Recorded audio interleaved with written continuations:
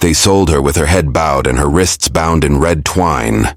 And when the auctioneer spat the words Chinese widow into the dust, the crowd laughed like hyenas who had already tasted blood. The rope burned her skin as she was pulled onto the crate. She did not cry. She had learned that tears fed men like fire feeds wind. Her eyes stayed on the ground, on the boots and spurs, on the shadow of the gallows pole, stretching across the square like a finger pointing at her heart. Somewhere beyond the noise, a train screamed, and for a moment she wished it would never stop, that it would drag the whole town with it into the dark. They said her husband had died in the mountains. They said she was cursed. They said she was cheap. The hammer fell. He stood at the edge of the crowd, coat long and dusted white, revolver worn smooth by years of killing. Men shifted away from him without knowing why. The gunslinger had a face carved by loss and a stare that made lies feel heavy. When the hammer fell, his jaw tightened, and the noise of the crowd dulled, as if the world had stepped back to watch him breathe.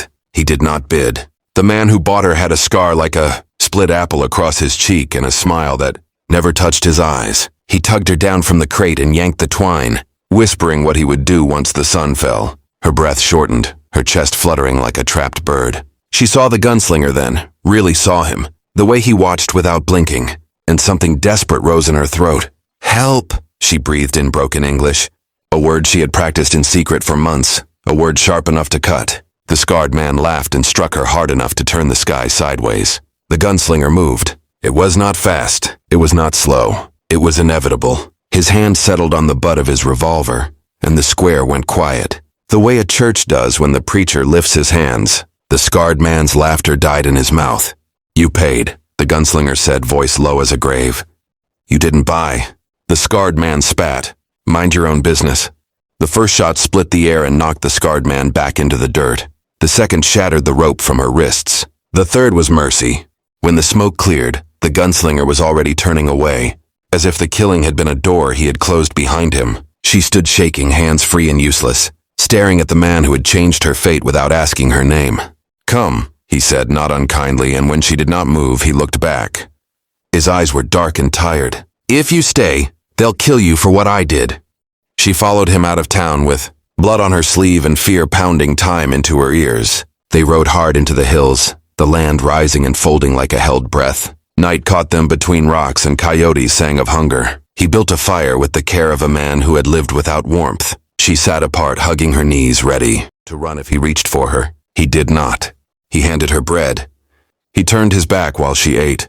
When she spoke, he listened as if each word mattered, even when she stumbled. She told him her name was Leon. She told him she had crossed an ocean to follow a man who had promised a home and delivered a grave. She told him about the work camps and the men who saw her as a thing to be traded. She did not tell him everything.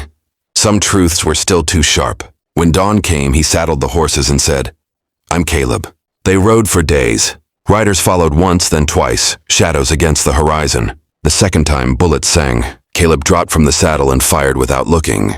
A man whose hands remembered death even when his mind begged them to forget.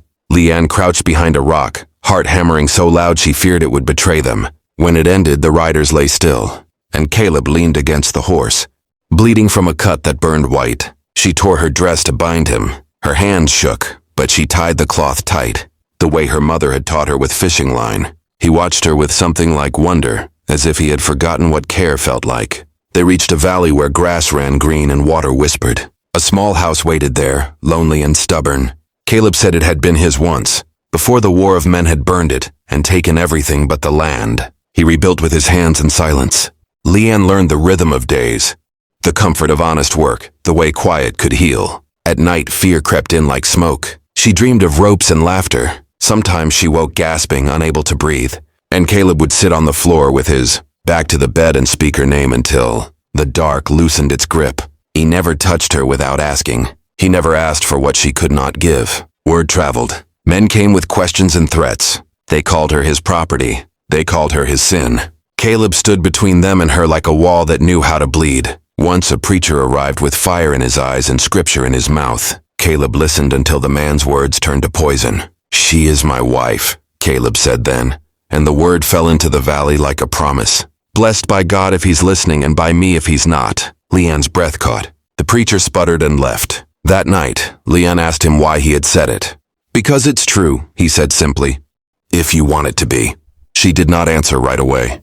She thought of the crate and the hammer, of the rope burning her wrists, of the quiet man who had shattered the world to pull her free. She thought of the way he watched the horizon like it might come for him. She nodded.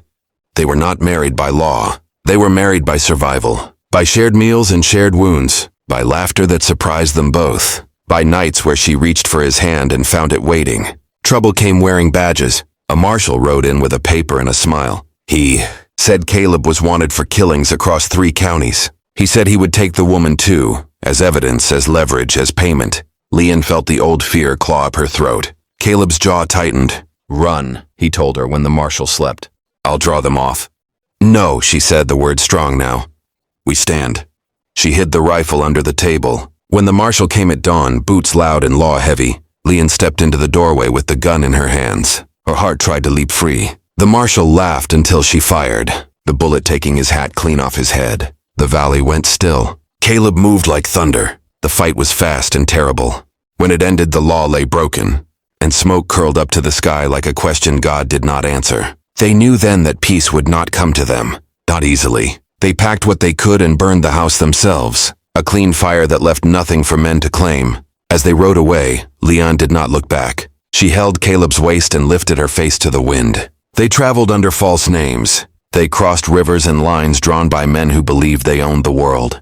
Leanne learned to shoot.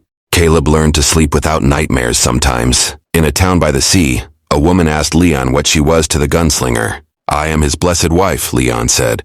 And the words fit like a coat made for her shoulders. Years later, when the guns finally rusted and the land softened, they settled where no one asked questions. Leanne planted a garden that refused to die. Caleb built a fence that kept the world out. They buried the past without forgetting it. On a quiet evening, Leanne stood at the edge of their field and breathed deep, the air filling her chest without pain. Caleb came to her side, his hand warm and steady.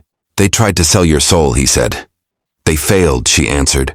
The sun fell and the night came gentle, and for the first time since the hammer fell, the world felt wide enough for hope.